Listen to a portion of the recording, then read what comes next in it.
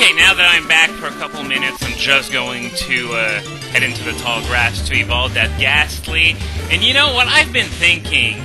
I still get comments to this day asking me how did I get an Alakazam and a Gengar back in my Red and Crystal LPs. And that was back in those generations that had emulators that supported trade. This one doesn't. So I can only imagine how many people are going to ask me, how did I get that Gengar? That is going to be messy. Very, very messy. Anyway, Ghastly is now at level 25, which is the required level to evolve. And there we go. A boring, uncreative Pokemon evolves into an even more boring and uncreative Pokemon. At least Gengar makes up for it. Gengar is cool. So there we go. We got our Hunter after all this time. Congratulations, your Ghastly evolved into Hunter. Isn't there anything else you want to say, game?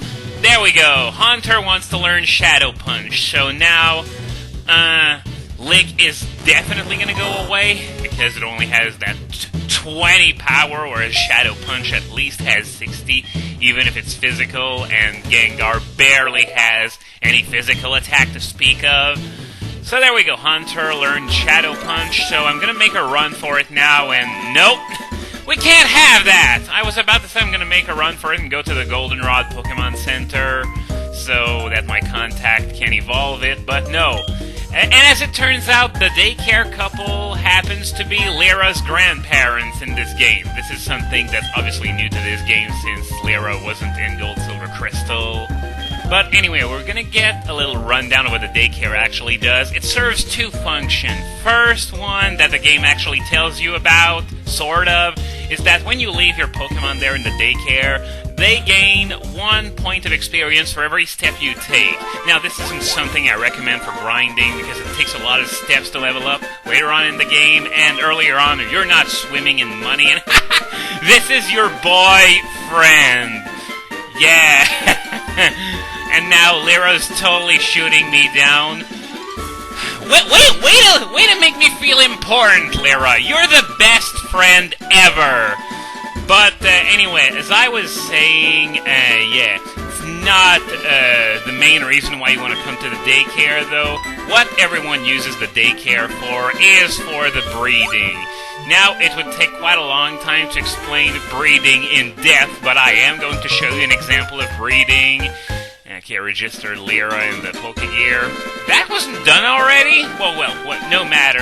As I said, I'm going to breed a Hypnosis Zubat, so I'm going to show you how it's done.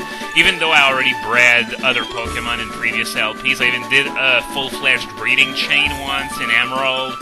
So, if this is your first of my Pokemon LPs, you'll still get to see a bit of how breeding works. And yeah, Lyra just shot us down again. Best friend ever, as I said. But yeah, the game never tells you about breeding. It's the kind of stuff you apparently have to find on your own. But anyway, now, the daycare man, I believe you can call him to see if there's an egg, and the daycare lady, I don't remember what she does. I think maybe she tells you how many levels your Pokemon gained since you deposited the Pokemon in there. By the way, the fee for the daycare, it's $100 flat, plus $100 for every level your Pokemon gain. So, now that we've reached the entrance to Goldenrod, I'm just going to rush to the Pokemon Center real quick, heal my Hunter. After that, I'm going to save the game in order to generate the save file. That's going to be needed in order for anyone to be able to do anything about that whole trading situation. Because flashcards are going to be used, so that's why I need to generate that save file. So I'm going to do it right now. And, oh yeah, the music slows down a lot. That's a sign that the emulator is working very, very, very hard to save. Don't crash on me, please. There we go. So I'll be right back with a Gengar. You're a mean one, Mr. Gengar. You really are a poison type. You're as cuddly as a cacnea, you're as charming as a bug-type Mr. Gengar. Yeah! At last, I got my Gengar. ZeroGravix really came through for me, or is it Gravix? I have no idea how it's pronounced, honestly. But anyway, thank you very, very, very much. Words can't begin to express how much I appreciate it, so yeah, thank you so much. There was just one little problem, though. That wasn't that much of a problem to begin with, though. When he sent back the file to me, he mentioned that Gengar now had a Japanese name since he used a Japanese card to make the trade. So what that meant was that I had to take a little trip to the Pokémon, the name raider, in order to change the name back to Gengar. But that's done. That wasn't that much of a problem to begin with. So now what I'm going to do, I'm just going to clear out the remainder of Route 34, and after that I'm going to explore Goldenrod, and once that's done, I'm going to breed that Hypnosis Zubat that I've been talking about ever since this LP began. So, while I wrap up this route, something that I wanted to talk about last time, but obviously didn't have enough time to do this, and I'm mentioning this because there seemed to have been a lot of confusion in the chat because people missed the announcement. It's about the Speed Gamer's upcoming marathon schedule.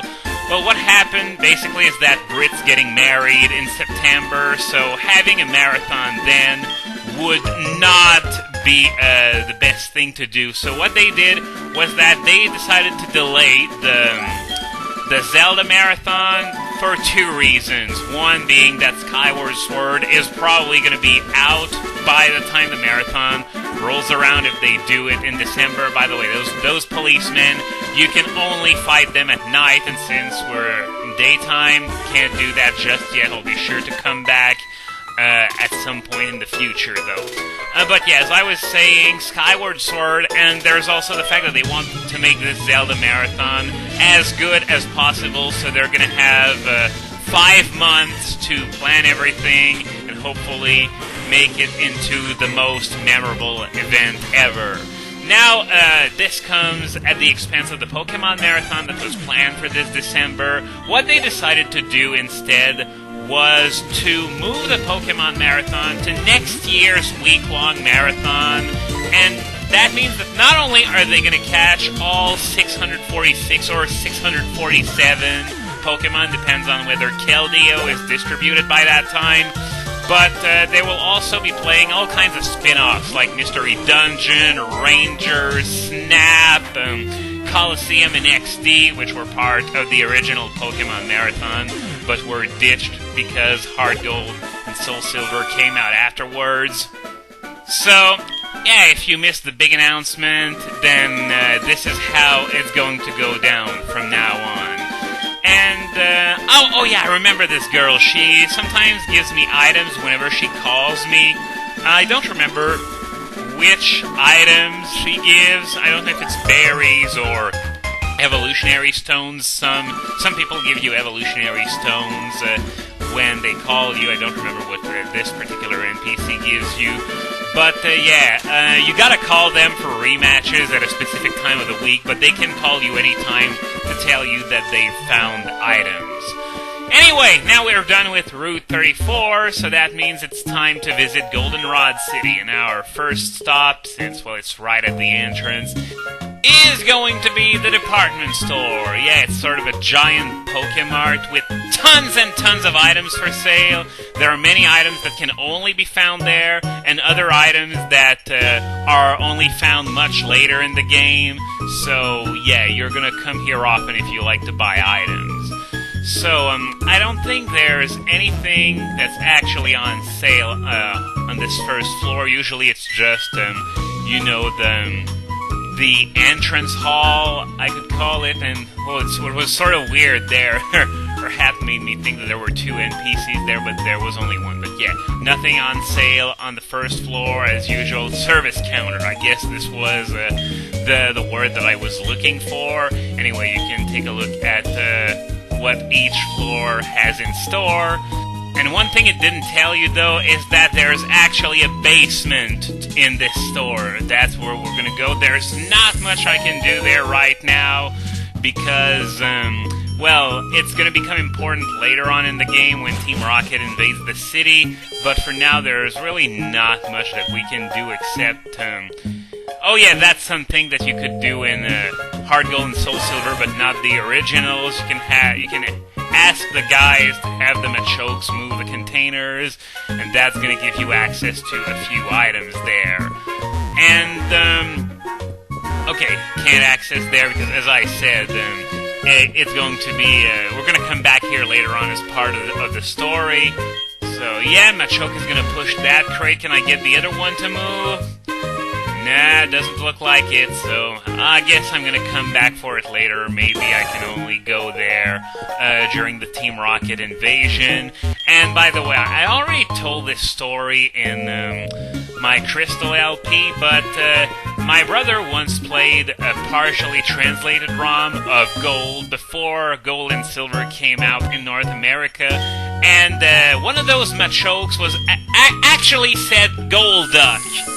For the record, yes, that's the same ROM that had Erica with a level 127 Octillery with Pedal Dance. It also had a Machoke that said Golduck. So, at this floor here, it sells those basic items like Pokeballs, Escape Rope, and Mail, Repels, stuff like that. No Dusk Ball, though. I can't get these until either the Safari Zone or Blackthorn City. I don't really remember which. But yeah, we got status healing, we got potions. Yeah, as I said, the basic items that you're gonna want to have on yourself. That's what I call professional. Yeah, you wouldn't see that in real life, but you know, that's the beauty of fiction. You can make up pretty much anything that you would never ever see in real life. And you mean the skyline didn't clue you in that Goldenrod was a freaking huge city? I mean, it's not Castelia, but it's still pretty damn big. Okay, so on the third floor, what was there? I don't really remember, because there have been so many department stores throughout the series' history. Aim for strong, tough Pokemon. Is that the floor that sells vitamins or something? Gonna see. No, it sells the X items as well as guard specs and dire hits. Those are items that boost your Pokemon stats temporarily. They work the same as a stat boosting move like Swords Dance, for example, except they only boost by one level. I don't recall ever using those items because, yeah, I know it jacks up special attack, but even so, it goes away as soon as you switch or the battle ends. I'm not really fond of those items. And that clerk here sells vitamins, which permanently give your Pokemon a slight stat boost. Well, I say that. It only really adds some EVs. Nonetheless, these are the items that I tend to go for since their effect is permanent. However, you can also have the same effect by killing a few Pokemon and gaining EVs that way. So, yeah, whether you want to EV train the natural way or if you want to use those items until you reach 100 EV in a certain stat, well, it's up to you. And we got a bunch of TMs here, and they don't even tell you which attack each one is. Even so, I recognized a bunch like Thunder, Blizzard, Fire Blast, Reflect, Light Screen, Hyper Beam, stuff like that. And by the way, on the fourth floor, there was a guy who talked to you. I didn't have the time to talk about that. He told you about those Pokemon that evolved through trading. And what I wanted to point out is that there are now a lot of variants of Pokemon that evolved through trading. Nowadays, there are even Pokemon that only evolve through trading when traded with a certain other species. Now we're starting to get into something a little more complicated. And by the way, this is the sort of a lottery. You can buy a ticket for $300, and there are a few prizes that you can earn that way. I'm not going to buy any because I'm not exactly swimming in money right now, and those are the prizes that you can win. And in my experience, you always win something. At the very worst, you get a berry. and this is also the only way to get infinite copies of certain TMs. So, that's it for today. Next time we're going to finish this place and move on to the rest of Goldenrod City.